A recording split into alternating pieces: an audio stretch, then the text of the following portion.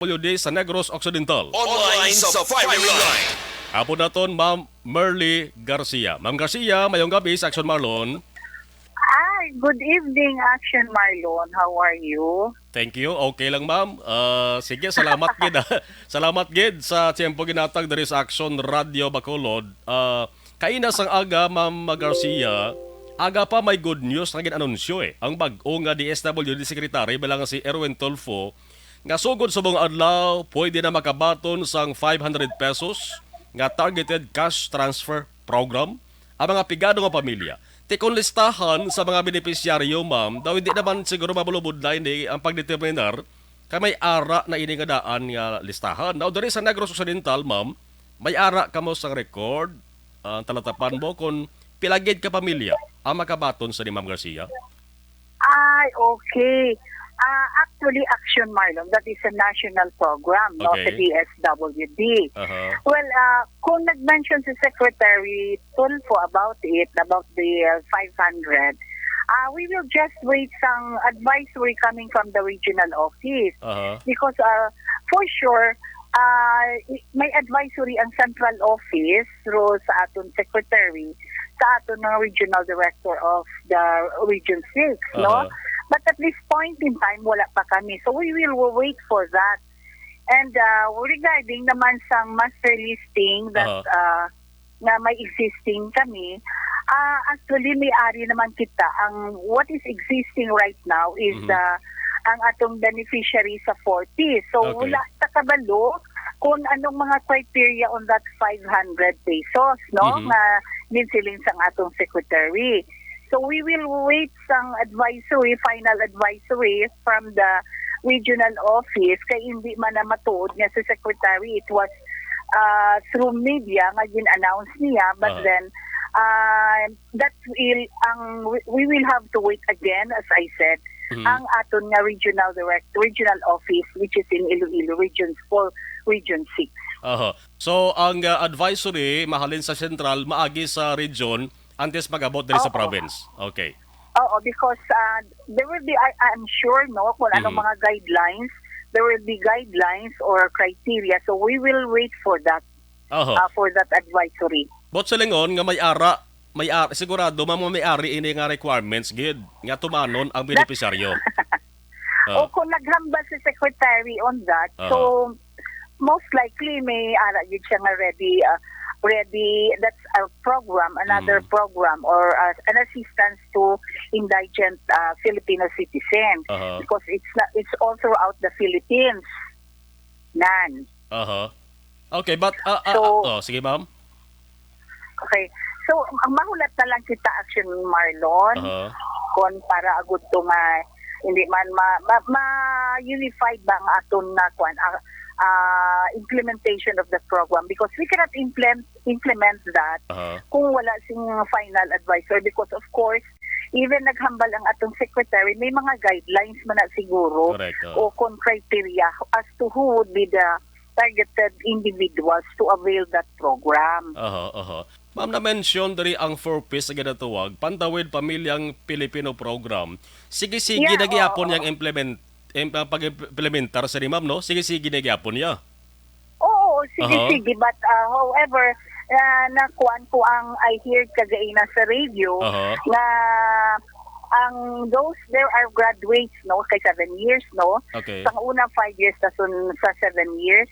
There are those nakita, batian ko sa radio kagaina nga there are those na graduates nga hindi na sila pwede kay natapos na mga bata nag-enhance na ang ilang condition, social life condition.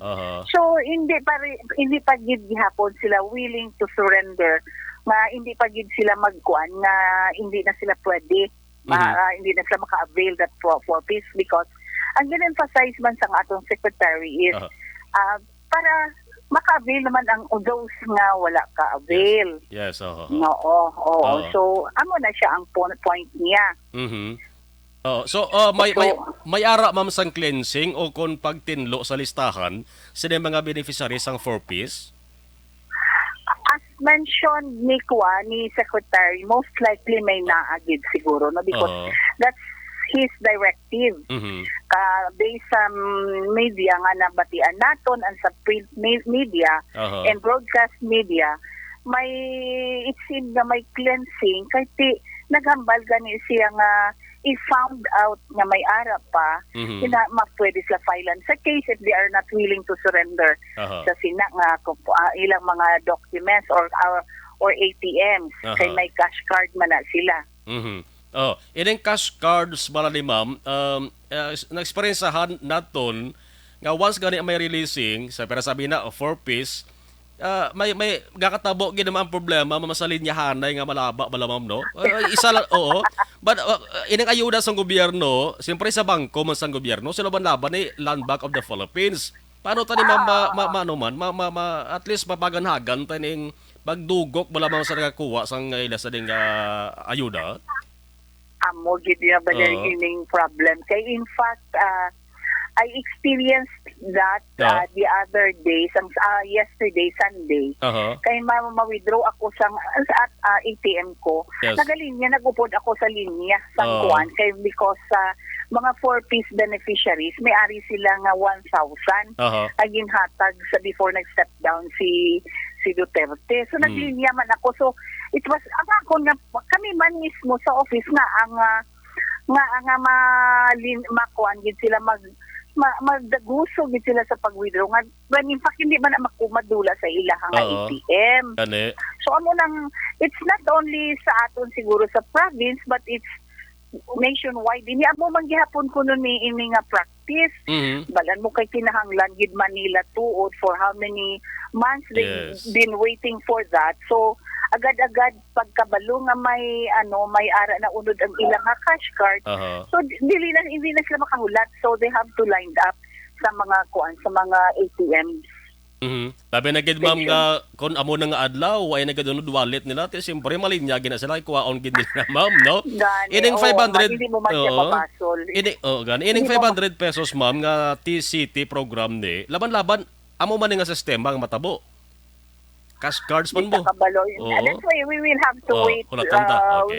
We will have to wait for the guidelines. Kaya basi may another scheme man. May another system or practice na wherein kay ang directives ang aton secretary is the financial assistance should be released from 7 to 8 days. Nakita ko within a span of how many days only. So we will have to wait for that guidelines also. Anong initial nga info nga na-receive mo ma'am? Ano ni sa monthly cash grant ni siya? Bulanan? Hindi pa gahit mo mabalaan action Marlon. So as I said, I would like to emphasize we will just wait sang aton because anyway it will not take more than a week. Kay kung naghimo directive nag-announce si secretary through TV and broadcast and print media. So we have the regional office immediately will be the first one to have the directive as well as the guidelines or criteria for that matter. So mahulat na lang ta. Sige. Habalaon ta ni mama kay base kon makaabot sa regional nga talatapanta, hindi man nagoroda pagpadugayon na, pabalon na ang mga provincial offices, ma'am. Sige. Kay actually action Marlon, ang ilang nga program, they have if ever sa financial assistance, may ara na sila nga financial assistance nga funded by the DSWD. Kita naman sa province, may ara man kita. May ara man kita nga aton nga we have the what we call petty cash sa mga emergency nga gusto gidayon.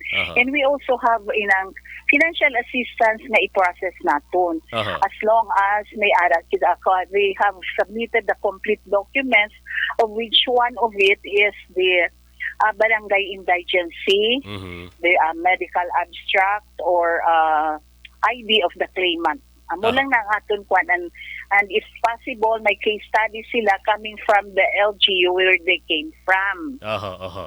Inaya separado na ma'am nga kwan nga bulig financial sa provincial government. The provincial government has allocated gid sang fund for this.